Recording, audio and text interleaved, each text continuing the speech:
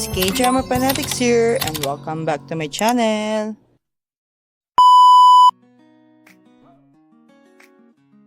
The episode begins with all the people close to Hyun and Hae In finding out about the conference and Hae In's burst of the truth.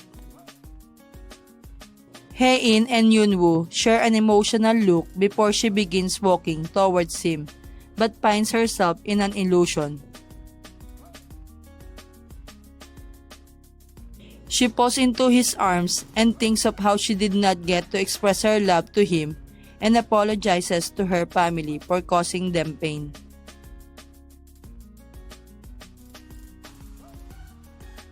Hyunwoo's parents and Hae In's family ran into the hospital to look at her unconscious body, crying at how they did not know about her illness. Hae In's mom accuses Hyunwoo for not telling them about her, and Hae In's father stops her by saying that they do not deserve to know.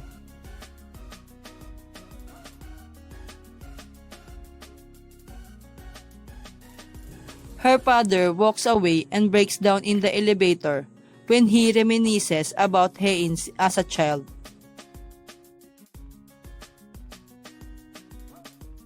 The next day, Soo-chul goes to Hae In's hospital suit and blames himself for causing her sickness due to the talisman paper he carries around.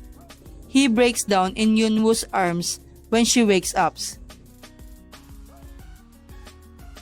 He goes to call the family and doctors while Hyunwoo and Hae In share an emotional moment.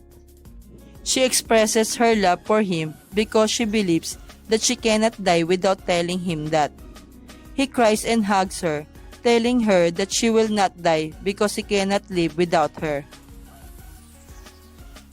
In the evening, Hae In and Hyunwoo spend time together in the hospital garden when other people take pictures of her.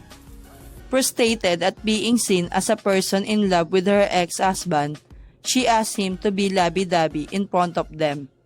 Adhering to her request, he does it all, making her heart flutter and smile like teenagers in love. On the way back, Hyun-sung meets with them and Hae In takes him aside to talk to him. She finds out about the status of the company and he also tells her that he wants her back. She rejects him and tells him that his idea of love is wrong because he did something similar when they were in university together. He gets agitated and shouts at her that if she just loved him back, he would not need to take such measures. Later, he meets with Hyunwoo and tells him that he can name his price, anything that will get him for Hae In. Frustrated at his behavior, Hyunwoo tries to walk away, but Hyun-sung tries to manhandle him, causing the boxer in Hyunwoo to come about and punch him.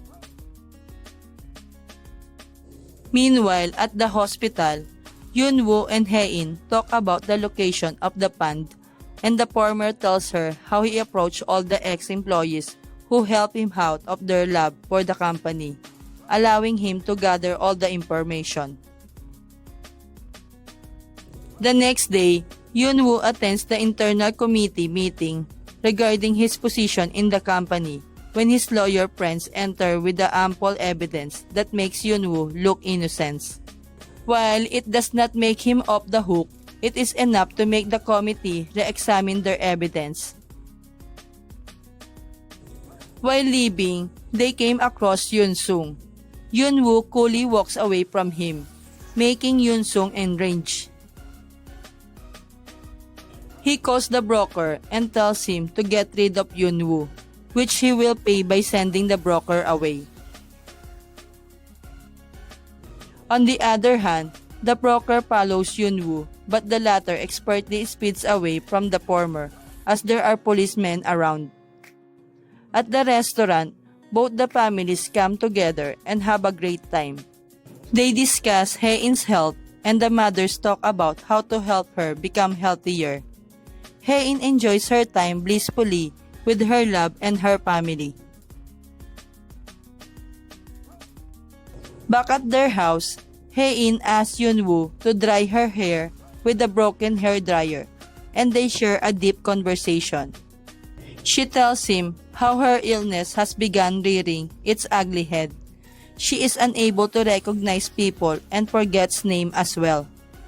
She tells Yunwoo to walk away from her when she is worse, because she wants him to only have good memories of her when she dies. Yunwoo remains silent and looks at her with an emotional gaze. Meanwhile, the next day, the Hong family and Yunwoo go to the storage space to find the chairman's pond. And at the same time, Yun Sung finds a letter written to the chairman from the same storage space. He calls the place, but Yunwoo cuts all the communications. They walk around and see the paintings, but the main item has been moved away. They manage to escape the place in time.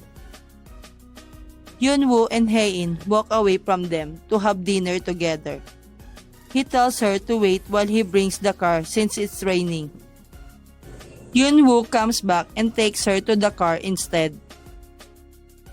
While driving, she notices another car following her. He drives quicker, but the other car cuts and stops them.